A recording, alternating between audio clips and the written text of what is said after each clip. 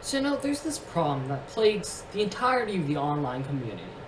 People don't really know what each other means. Like, you can kind of understand what someone means, but you can't really decipher what their emotions are from it a lot of the time. It can be really confusing, and it can lead to a lot of bad situations. So I set here to fix that code boy do code thing, right? Yeah, the datasets are right here. It's from Kaggle. Kaggle's a wonderful place, by the way, for doing any kind of, like, data science or whatever, because there's just tons and tons of datasets. There's also, like, notebooks and things, but mainly just lots of free open-source data that we can use to get tweets. Here, we're using the Sentiment 140 data. It has 1.6 million tweets. And 1.6 million, that's a lot. That's a lot of people, that's a lot of tweets, that's a lot of things that I can data mine to find the sentiment from. It's either a positive or negative. Someone's happy or sad, or happy or angry, or whatever. I'm not really sure what positive and negative sentiment means. I don't know how to deal with that after the fact, but I think I'll be able to figure it out. And if I could use this tool, I could use it to maybe make a chatbot. I could use it to just in general see what people mean half the time. It'll be really useful. So let's start working on that.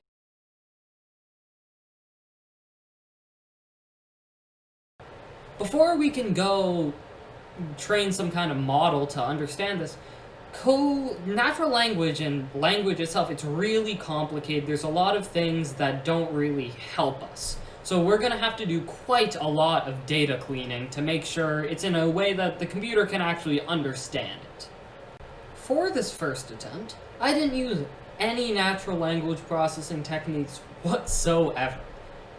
All I did was I padded the strings so they would all be exactly 140 characters long, because tweets, when the time was the dataset made, now it's 280, but it used to be 140 characters long. And then I encoded each character into an integer string using, I think it was UTF-8 encoding. Then I just took those tuples and put it into the neural network algorithm. I just used TensorFlow because it's easy. So, of course, I'd expected that to go fine. But obviously, if you try and make a natural language processing model without using any NLP techniques whatsoever, it doesn't exactly go well.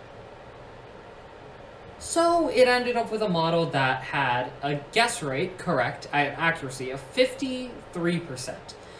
Which, as we saw before, if you just guessed randomly, just picked one, you'd get 50% on average, give or take a bit.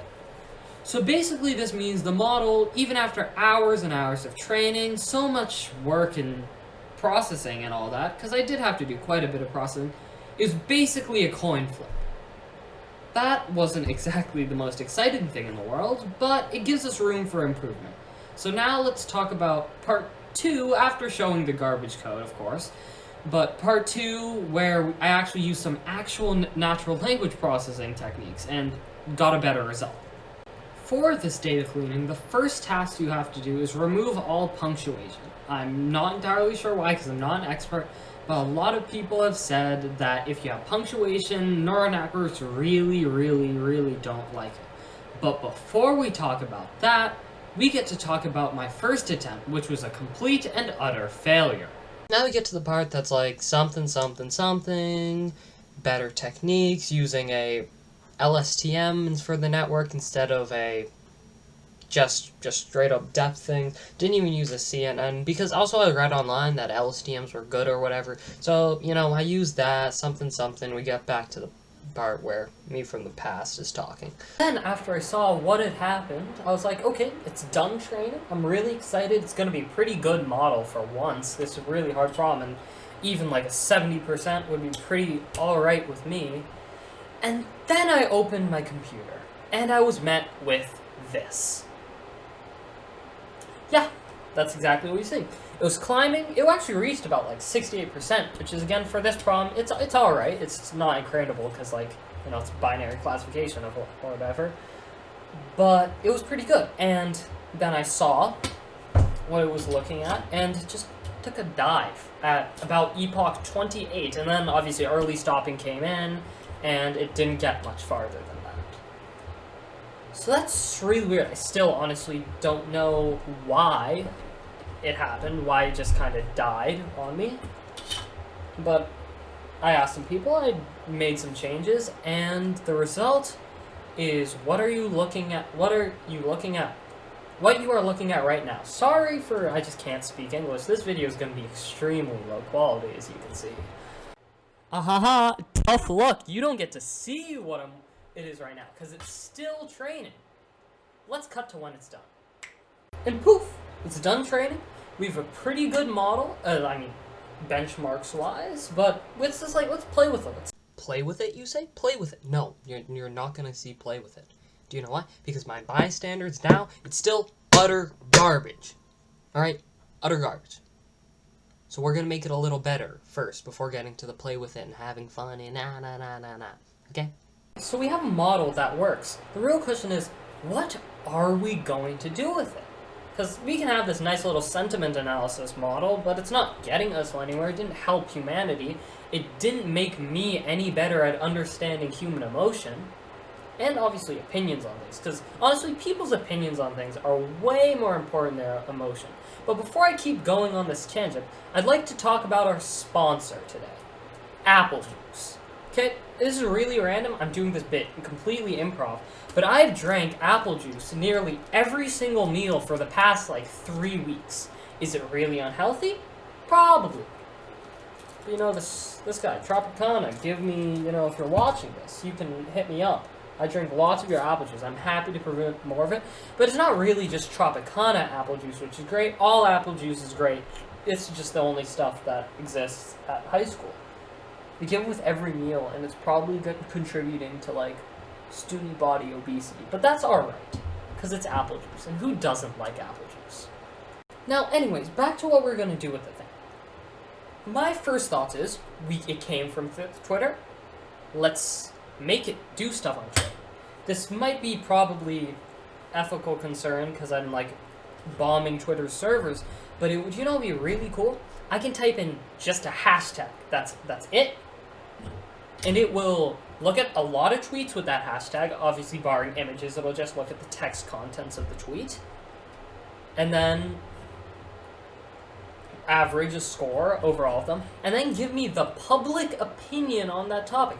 Of course, since people online are awful and they're very cynical, like yours truly, it's going to be probably quite negative, but I can probably scale for that, and it'll be alright. Because then I'd be able to relatively quickly, it'll probably take a few minutes to ping the API and everything, or whatever, and gather everything. Maybe not even a few minutes, just it'll take a bit. But I'll be able to relatively quickly get the public opinion on the topic without asking them. Twitter polls? I don't need Twitter polls, because instead of, say, Technoblade trying to be like, oh, yes, poll, should I make more content, or should I continue to stop uploading? I could just look on hashtag Technoblade and see, do people like him? Or whatever, Technoblade's just an idea. I can do it with anything that has a hashtag, which is a lot of things. In this project, I had to look up some pretty interesting hashtags, pretty rare things you'd look up, and there are hashtags for everything on Twitter. It's just a thing of the platform. There's just whatever you have, hashtag. This water bottle, you can probably find a hashtag for it. It's probably hashtag Phillips Exeter Academy merch. And it's going to show up with that hashtag. Well, just watch it. I may or may not have done that myself and taken the picture and then uploaded it under that hashtag because I don't think it actually existed at the time of recording this. But by the time you see this, it'll be up and it'll be cool. Yeah, okay, back to the idea. What I was going to do is use the sentiment analysis thing to get broad sentiment on a topic. The actual thing, I ditched the whole hashtags idea just for a Twitter search, because, to be honest, it was easier. You can still look up hashtags, of course, it's just, whatever. Other thing is that, before we go to make this incredible project that I thought was going to be super simple, but ended up taking, a month, or 2 months, but whatever, before we get to that, we have to make some improvements to mod, because yes, it is 70% accurate. Not good enough for me, alright? We need to improve that a bit, especially looking at the other people on this days. Some guy got an 82% accuracy with just logistic regression. It's absurdly impressive, I know. He didn't even use a neural net or anything, it was just logistic regression.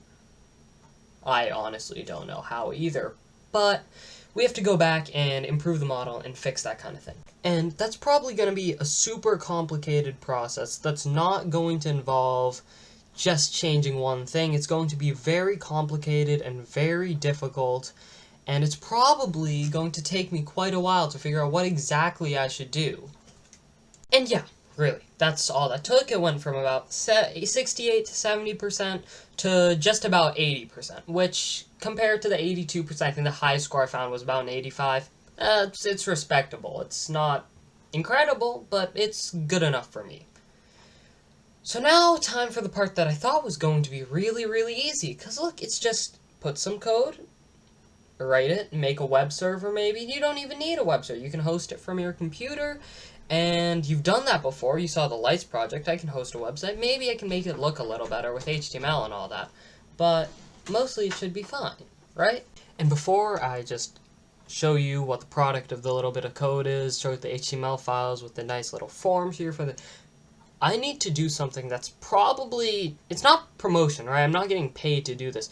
But Atom. Atom is the greatest thing of all time. It's HTML editing, right? It's just a text editor. But there's a plugin for Atom, which is called like HTML Preview or something. You can like look it up. And it does, like, it compiles and runs the HTML code in real time. Real time. It's wonderful. It's literally like Google Docs, it feels like, or LaTeX or whatever, or Overleaf for LaTeX. It just compiles it, and then you just get to see what your website looks like. So it's really nice. But now I'll just show you some files, show you what exactly the website looks like. Some, probably the Node.js server code, I'll probably show that off too, because that probably took quite a while for me. So now we just, oh, it's right here already, but we're going to close the browser. Google, best browser of all time, flybamboo.org. It's not secure because I can't make anything secure, mostly because I didn't want to sign up for an HTTPS certificate or whatever, and I just couldn't be asked to. It doesn't really make a difference to me. So here, you have your great Twitter sentiment analysis by Tudor Rajaram. Wow, that's me. That's also me. That isn't me, but those are my friends. It's whatever. How does it work? This is the place where you'd go, wow, I'm so good at HTML. Click. Wow, the things, they do stuff. Yeah, I'm blown away too. Anyway, now we're here, right? So we go here, and then there's some, these are the past results I've done. I'm going to be blurring them because privacy. Now say we want to type in cute cats because I love cats, and cats are the best creature ever. It takes quite a bit, as I've seen, mostly because I didn't want to write the entire code in JavaScript, which I might do going forward, depending on how long this stays up, and a bunch of other factors. Demand, too, if people want me to rewrite it to make it fast, or, yeah, I can. So, does take a hot minute. And now we're done. Oh, geez, 80, that's really high, that's quite high. But yeah, average sentiment top is 80. Of course, this isn't a reflection of my opinion, so all that, it's done, right? I have a website, you can see it's on my local host, right? It should be really simple. I have all the code already written for the website, it works perfectly. And now it should be really the simplest part, right? Just porting the code and making that local host into a public IP address. That should be really, really simple, so that public IP address, so that anyone can go access it, right? So, that, in general, that seems like a pretty simple idea, something that shouldn't take too long, right? Wrong. This probably took longer than the model, this probably took longer than anything, and I didn't even write like a single line of code. It's literally just porting one thing to another computer. And the reason why I had to port it for another computer is Exeter's firewall blocks me using services like ngrok, which do that tunneling process for me. So I had to open a Google Cloud server and make it into a web server that will host the Node.js code, host the Python code, host everything, and so it can just go to that web server, because the web server somewhere in the world has no firewalls, no issues, right? And making that, putting just the code from here to there, that's such a simple project. It probably should have taken me an hour. It took a week. A week of me working on it, at least 3 hours a day. And it was painful. It was very painful. But in the end, it got done. Right? We finished it. It's now running in a web server. And you can actually access the website for however long my Google Cloud credits. I have like $87 left, and it's burning lots of money. It's really, really scary. I'm super worried.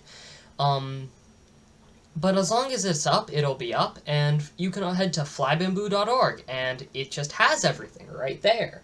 And there's a link on it that goes back to this video, so I'm sending you there, and it's sending you here in a recursive loop that will go on for infinity, which gets me infinite views, so yeah, that's very good for me.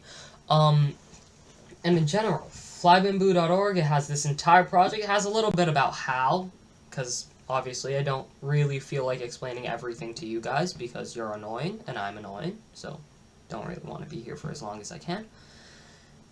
And yeah, flybamboo.org, you just have to type in a topic. You can literally type in anything.